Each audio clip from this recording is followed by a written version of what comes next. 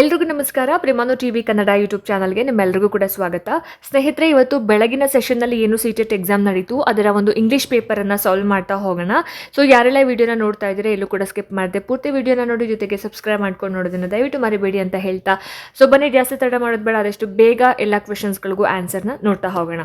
So ಇಲ್ಲಿ first one ಬಂದ್ಬಿಟ್ಟು ನೀವು ನೋಡ್ತಾ ಇದ್ದೀರಾ, ಪೆಡಗಾಗಿ ಲ್ಯಾಂಗ್ವೇಜ್ ಟು ಇಂಗ್ಲೀಷ್. ಸೊ ನಾವು ಕರ್ನಾಟಕದವರು ಲ್ಯಾಂಗ್ವೇಜ್ ಒನ್ ಆಬ್ವಿಯಸ್ಲಿ ಕನ್ನಡ ತೊಗೊಂಡಿರ್ತೀವಿ, language two English ತೊಗೊಂಡಿರ್ತೀವಲ್ವಾ.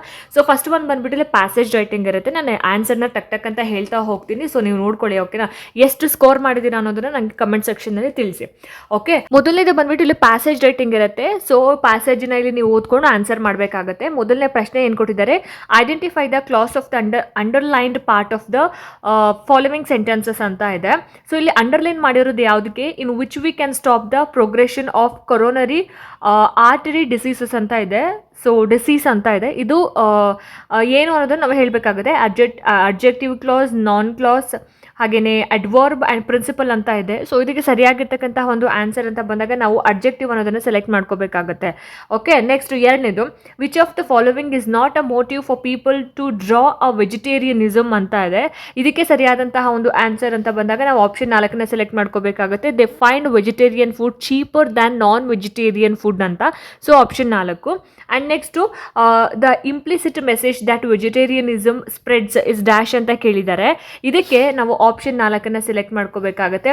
Universal love and non violence ಅಂತ. So the passage explicitly states the vegetarianism carries the implicit message of universal love and non-violence. So ಹಾಗಾಗಿ option 4.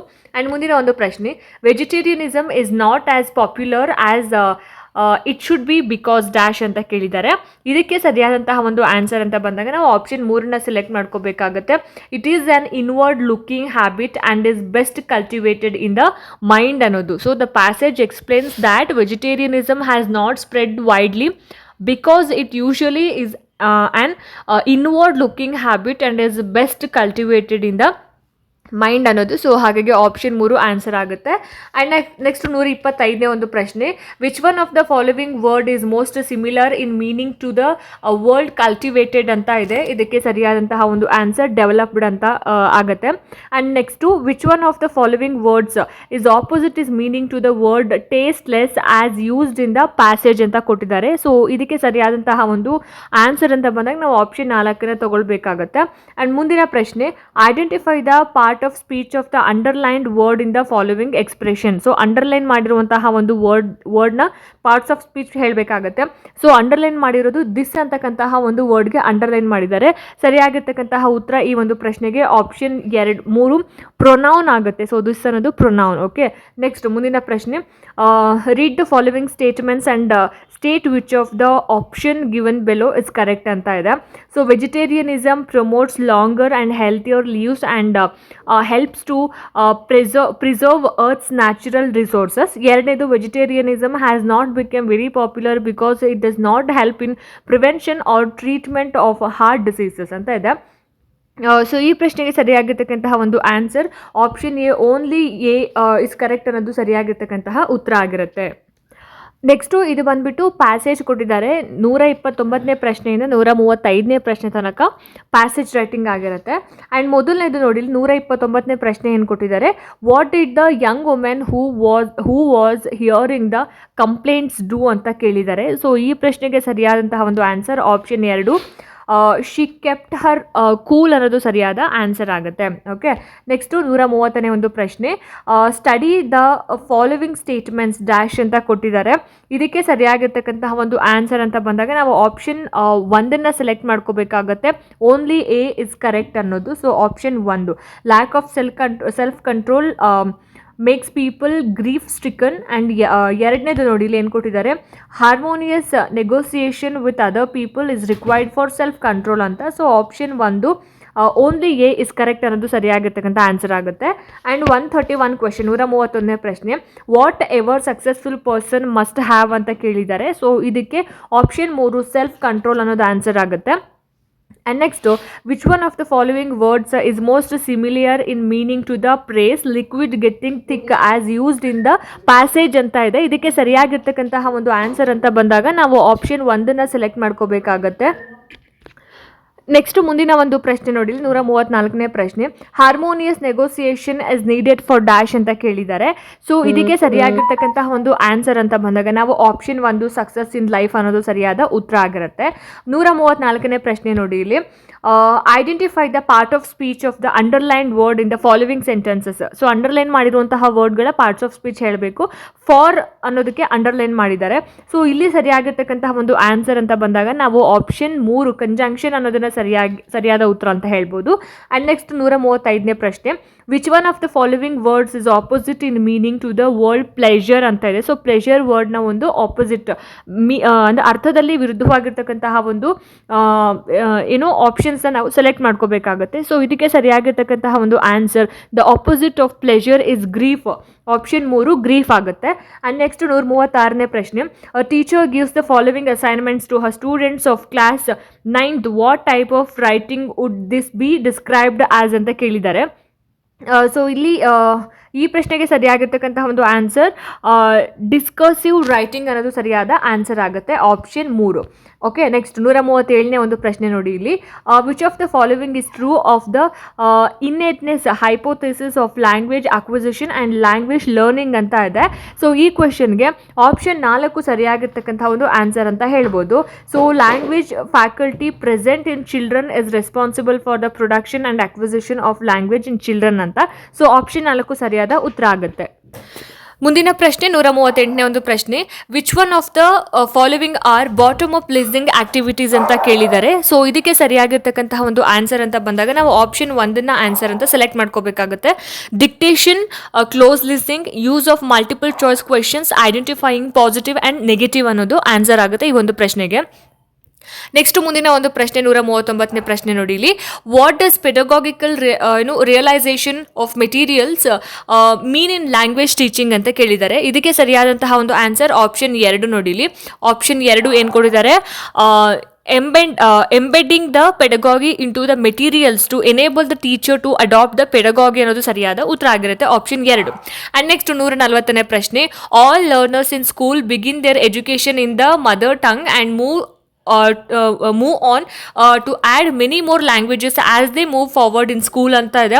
ಇದಕ್ಕೆ ಸರಿಯಾಗಿರ್ತಕ್ಕಂತಹ ಒಂದು answer ಏನಿರ್ಬೋದು, yes option 4 mother tongue based multilingualism. ಈ questions ಎಲ್ಲನೂ ನಾನು ಇನ್ನು ಲ್ಯಾಂಗ್ವೇಜ್ ಅಕ್ವಿಸಿಷನ್ ಈ ಒಂದು ಲೆಸನ್ಗೆ ಸಂಬಂಧಪಟ್ಟ ಹಾಗೆ ಮಾಡಬೇಕಾದ್ರೆ ಎಷ್ಟೋ ಕ್ವೆಶನ್ಸ್ಗಳು ಬಂದಿದ್ದಾವೆ, ರಿಪೀಟೆಡ್ ಕ್ವೆಶನ್ಸು.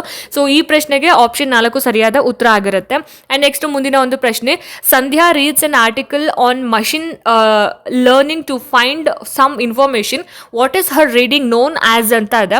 ಇದಕ್ಕೆ ಆನ್ಸರ್ ಬಂದ್ಬಿಟ್ಟು ಆಪ್ಷನ್ 4 ಸ್ಕ್ಯಾನಿಂಗ್ ಅನ್ನೋದು ಸರಿಯಾಗಿರ್ತಕ್ಕಂತಹ ಉತ್ತರ ಆಗಿರುತ್ತೆ. Reading an article to find specific information is scanning. So option 4 answer. And next, what is the following task known as ಅಂತ ಕೊಟ್ಟಿದ್ದಾರೆ 42ನೇ ಪ್ರಶ್ನೆ. ಇದಕ್ಕೆ ಸರಿಯಾಗಿರ್ತಕ್ಕಂತಹ ಒಂದು answer mutual dictation. So option 3 mutual dictation, the described task where learners dictate alternate sentences to each other is called mutual dictation. So option 3. And next ಮುಂದಿನ ಒಂದು ಪ್ರಶ್ನೆ ನೋಡಿ ಇಲ್ಲಿ, 143ನೇ ಪ್ರಶ್ನೆ, learning is search for meaning, therefore learning must start with the issues around which learners are actively trying to make meaning, which educational philosophy advocates the above idea ಅಂತ ಇದೆ. So ಈ ಪ್ರಶ್ನೆಗೆ ಸರಿಯಾಗಿರ್ತಕ್ಕಂತಹ ಒಂದು ಆನ್ಸರ್ ಅಂತ ಬಂದಾಗ option 2 constructivism. Option 2 constructivism ಅನ್ನೋದು answer ಆಗುತ್ತೆ. So the philosophy that sees learning as a search for meaning in constructivism. So option 2. Next 144ನೇ ಒಂದು ಪ್ರಶ್ನೆ ನೋಡಿ ಇಲ್ಲಿ, what do form oriented language inputs refers to ಅಂತ ಕೇಳಿದ್ದಾರೆ. ಸೊ ಇದಕ್ಕೆ ಸರಿಯಾಗಿರ್ತಕ್ಕಂತಹ ಒಂದು ಆನ್ಸರ್ ಏನಪ್ಪ ಅಂತ ಹೇಳಿದ್ರೆ ಆಪ್ಷನ್ 2 ನೋಡಿ ಇಲ್ಲಿ. ಆಪ್ಷನ್ 2 ಏನು ಕೊಟ್ಟಿದ್ದಾರೆ, use of vocabulary, pronunciation and grammar ಅನ್ನೋದು ಸರಿಯಾದ ಆನ್ಸರ್ ಆಗುತ್ತೆ. Form oriented language inputs refers to vocabulary, pronunciation and grammar. So option 2 answer. Next 145ನೇ ಒಂದು ಪ್ರಶ್ನೆ ನೋಡಿ, which of the following is assessment for learning ಅಂತ ಇದೆ. ಈ ಪ್ರಶ್ನೆಗೆ ಸರಿಯಾಗಿರ್ತಕ್ಕಂತಹ ಒಂದು ಆನ್ಸರ್ ಆಪ್ಷನ್ 1 ನೋಡಿ ಇಲ್ಲಿ. ಆಪ್ಷನ್ 1 ಏನು ಕೊಟ್ಟಿದ್ದಾರೆ, assessments design to monitor and improve students progress during the teaching learning process ಅಂತ. ಸೊ ಆಪ್ಷನ್ 1 ಸರಿಯಾಗಿರ್ತಕ್ಕಂತಹ ಆನ್ಸರ್ ಆಗಿರುತ್ತೆ. ಅಂಡ್ ನೆಕ್ಸ್ಟ್ ಮುಂದಿನ ಒಂದು ಪ್ರಶ್ನೆ 146ನೇ ಪ್ರಶ್ನೆ, ವಾಟ್ ಇಸ್ ಪ್ರಾಡಕ್ಟಿವ್ ವೊಕ್ಯಾಬುಲರಿ ಅಂತ ಕೇಳಿದ್ದಾರೆ. So productive vocabulary refers to words we actively use in speaking and writing. So option 1 ಸರಿಯಾದಂತಹ ಒಂದು ಆನ್ಸರ್ ಆಗುತ್ತೆ. Words that we use in writing and speaking, so productive vocabulary ಅಂತ option 1. Next, which one of the following statements would you not endorse for the teaching learning of poetry ಅಂತ ಇದೆ. So ಈ ಪ್ರಶ್ನೆಗೆ ಸರಿಯಾದ ಒಂದು answer ಅಂತ ಬಂದಾಗ ನಾವು option 4, poetry is for teaching grammar ಅನ್ನೋದು ಆನ್ಸರ್ ಆಗುತ್ತೆ. So the statement you would not endorse is poetry is for teaching grammar ಅನ್ನೋದು ಸರಿಯಾದ ಉತ್ತರ ಈ ಪ್ರಶ್ನೆಗೆ. ನೆಕ್ಸ್ಟು ಮುಂದಿನ ಪ್ರಶ್ನೆ, the language used in classroom in the various content areas as the teacher presents and interact with students, what is the language skill known as ಅಂತ ಕೇಳಿದ್ದಾರೆ. ಈ ಪ್ರಶ್ನೆಗೆ ಇಲ್ಲಿ ಆಪ್ಷನ್ 4 ಆನ್ಸರ್ ಅಂತ ಹೇಳ್ಬೋದು, ಕಾಗ್ನಿಟಿವ್ ಅಕಾಡೆಮಿ ಲ್ಯಾಂಗ್ವೇಜ್ ಪ್ರೊಫಿಷಿಯನ್ಸಿ ಅಂತ. So the language used in the classroom for content areas and interaction with cognitive academic language proficiency ಅಂತ, ಇದನ್ನು CILP ಅಂತಲೂ ಕೂಡ ಕರೀತಾರೆ ಶಾರ್ಟ್ ಫಾರ್ಮ್ ಅಲ್ಲಿ. ಅಂಡ್ ನೆಕ್ಸ್ಟ್ ಮುಂದಿನ ಒಂದು ಪ್ರಶ್ನೆ, which type of grammatical knowledge does the following statement mean ಅಂತ ಕೇಳಿದ್ದಾರೆ. ಇದಕ್ಕೆ ಸರಿಯಾದಂತಹ ಒಂದು answer option 4, declarative knowledge. So knowledge about the form describing it and applying it in limited practice is declarative knowledge ಅನ್ನೋದು answer. And ಕೊನೆಯ ಒಂದು ಪ್ರಶ್ನೆ ನೋಡಿ, 150ನೇ ಪ್ರಶ್ನೆ, what does the following task involve ಅಂತ ಇದೆ. ಸೊ ಇದಕ್ಕೆ ಆನ್ಸರ್ ಬಂದ್ಬಿಟ್ಟು option 1, higher order thinking skills, higher order thinking skills ಅನ್ನೋದು ಸರಿಯಾಗಿರ್ತಕ್ಕಂಥ ಒಂದು ಆನ್ಸರ್ ಆಗುತ್ತೆ. ಸೊ ಹೋಪ್ ಈ ವಿಡಿಯೋ ನಿಮಗೆ ಇಷ್ಟ ಆಯಿತು ಅಂತ ಭಾವಿಸ್ತೀನಿ. ಸೊ ನಿಮಗೆ ಎಷ್ಟು ಸ್ಕೋರ್ ಬಂದಿದೆ ಅನ್ನೋದನ್ನ ನನಗೆ ಕಾಮೆಂಟ್ ಸೆಕ್ಷನಲ್ಲಿ ತಿಳಿಸಿ. ಮುಂದಿನ ವಿಡಿಯೋಸ್ಗಳಲ್ಲಿ ನಾನು ನಿಮಗೆ ಸಿಗ್ತೀನಿ. ಅಲ್ಲಿ ತನಕ ಎಲ್ರಿಗೂ ನಮಸ್ಕಾರ.